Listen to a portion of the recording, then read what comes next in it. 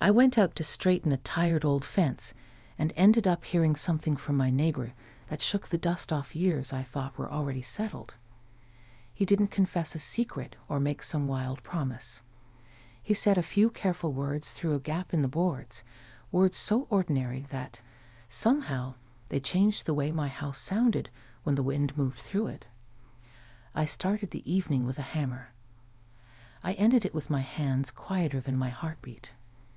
Before I begin, tell me in the comments where you're watching from. What city?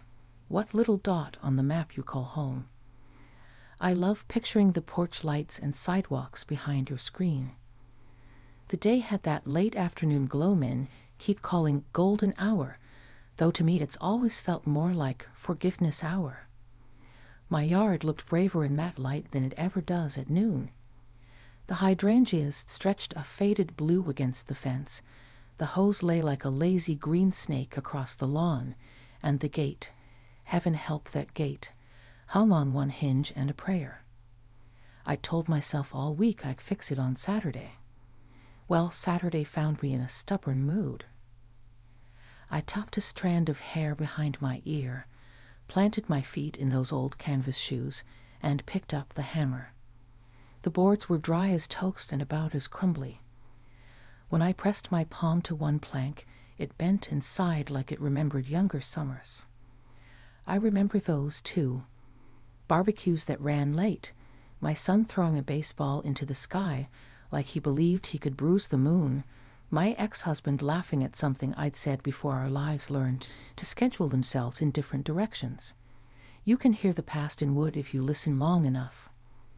The privacy fence between my yard and Mark's had been there long before I arrived on the block. It is not an unfriendly thing, just a boundary that tried to mind its manners. Every neighborhood has a Mark, I suppose steady, practical, predictable in a way that can make you feel held from a distance. His lawn is always trimmed in tidy stripes like the pages of a new notebook. He drives the kind of pickup that doesn't apologize for itself.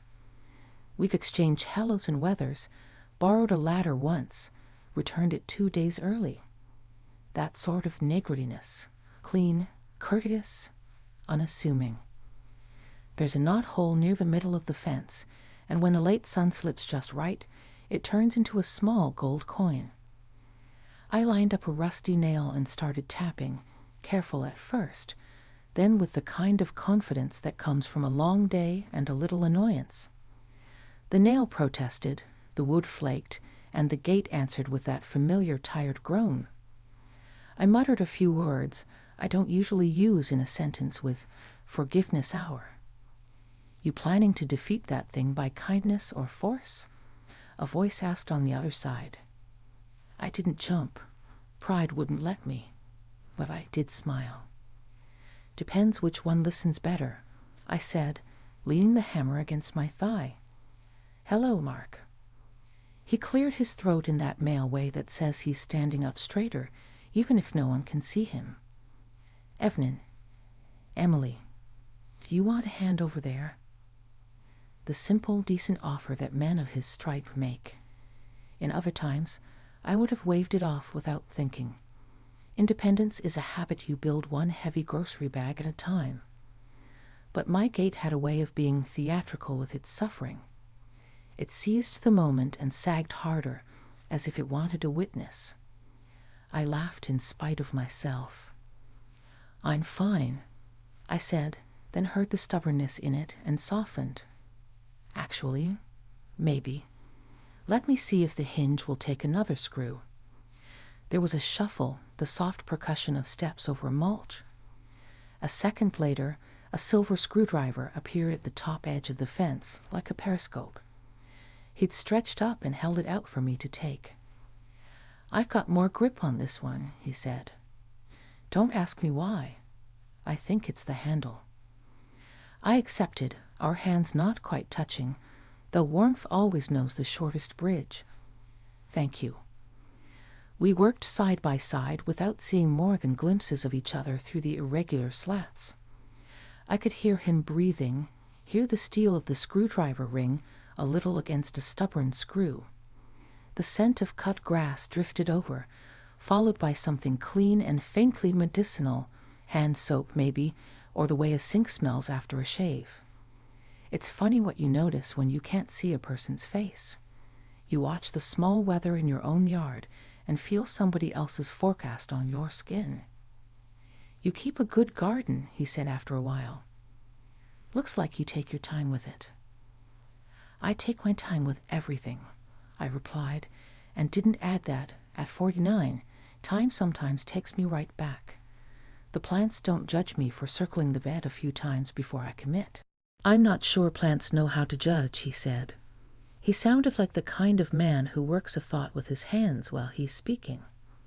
I think they only know how to stand where they're planted and do their best with what they get. That's kinder than most people.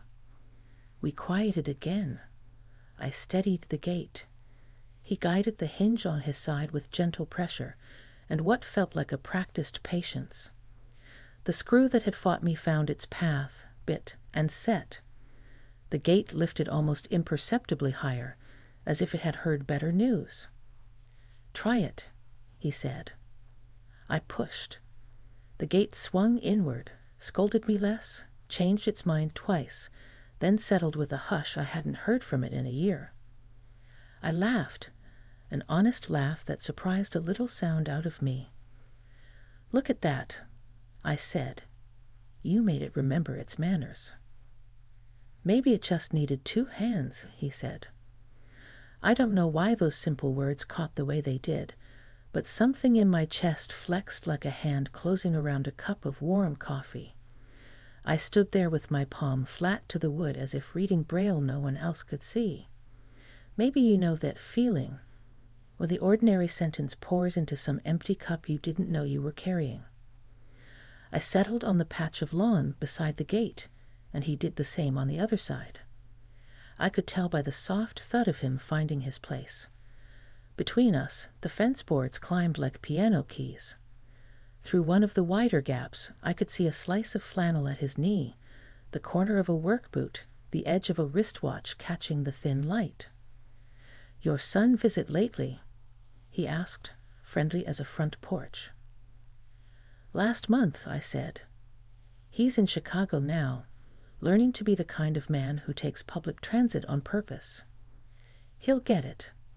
He's good at getting things. I paused. Do your kids come by? Every Sunday, he said, pride and a little weariness braided together. We do pancakes and a walk down by the creek. They think I like the walk for my health, but I like it because it slows them down enough to tell me real things. I smiled at the picture. The creek has a way of insisting on honesty. He chuckled, then quieted. I notice you carry more than you say, Emily. The evening made a small sound then, like a page turning. I don't know how else to describe it. The street noises, the dog 2 doors down, the kid practicing a basketball dribble that would keep time with a metronome, fell to the edges.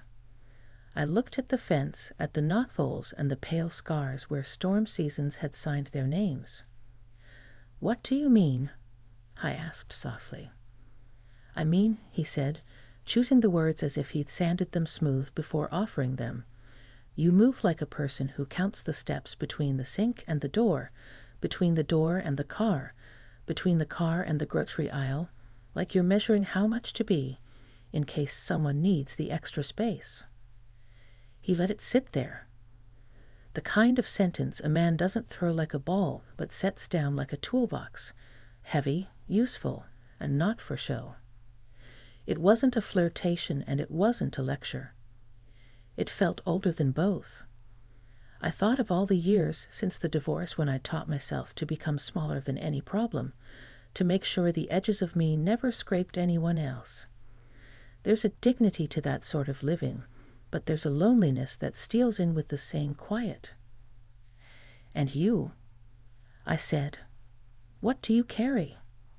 He took a breath. The idea that I have to fix everything before I can ask for anything. My father raised me on wrenches and self-reliance. It's good medicine, but it's strong. Sometimes it keeps a man from saying, "I don't know," or "I'm sad today," or "I'd like someone to sit with me while the water boils." We sat there, not looking at each other, and somehow that made it easier to look at ourselves. The fence did what fences do best. It kept the world from crowding us while letting the air move. "I'm sorry about earlier," I said. "About refusing your help so fast. I forget sometimes that accepting isn't the same as owing." "Emily," he said, gentle in the way quiet men are when they decide to be brave, "I didn't offer because I thought you couldn't. I offered because I thought you shouldn't have to." That was the moment, the one that surprised me more than any sugar-coated line could have. He could have said I looked pretty with dirt on my cheek. He could have told me I worked hard, or that the gate would last another year now. Instead, he told me that help doesn't accuse and strength isn't a solitary sport.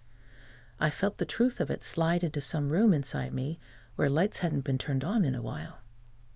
The breeze picked up, bringing the smell of someone's dinner, onions and butter, and the bite of pepper. The first porch lights winked on up and down the block, stars eager to get a preview of the night. "Do you ever think about—" I started, then stopped. "Say it," he said. "About how many fences we build for reasons that made sense at the time," I said carefully, "and then keep long after the reasons moved out." He let out a little breath that had some laughter in it and some ache. "I do. I put this fence up taller after my divorce. Thought I needed it like a jacket in winter. Maybe I did then. Maybe I don't now." We didn't rush into any grand declarations. We didn't meet at the gate and tear down the boards like heroes in a movie who will be exhausted and splintered by morning. We just took another breath. "Would you like some lemonade?" I asked. "Not tonight. My kitchen looks like a hardware store had a baby with a spice rack.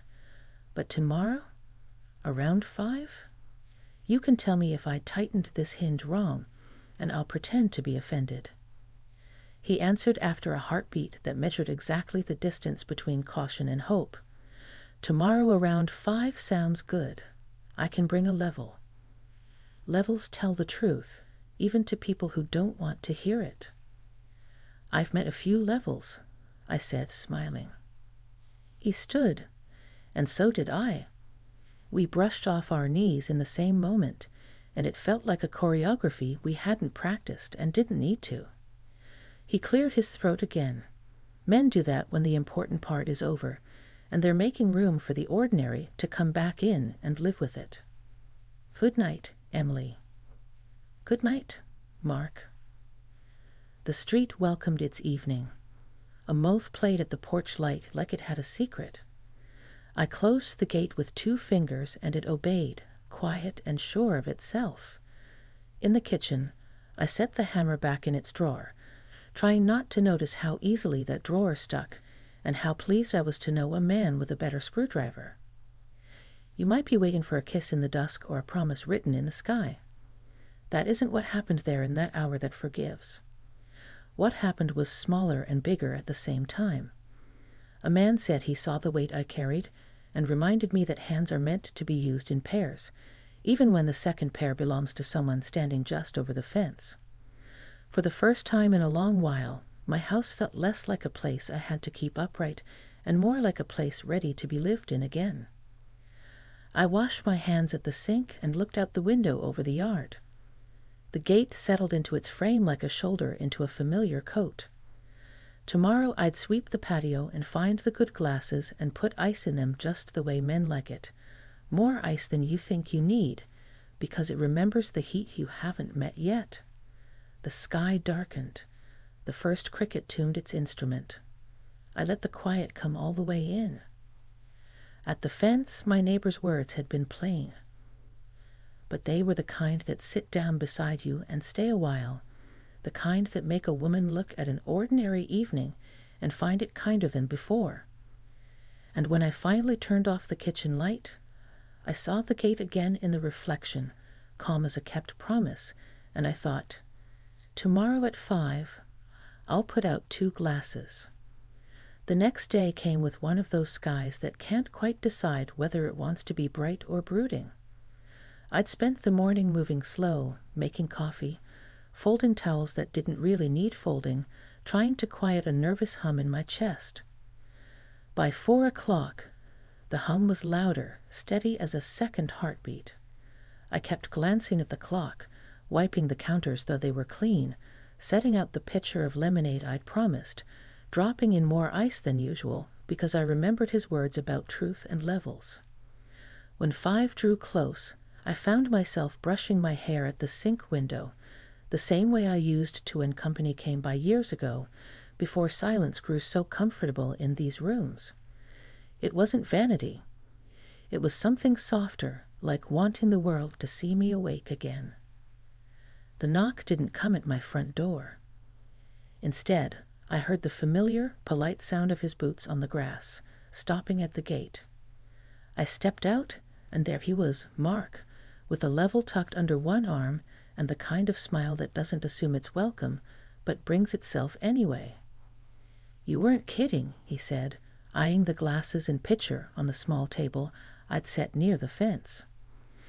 "I try not to joke about lemonade," I answered, pouring a glass and pushing it across the table toward him.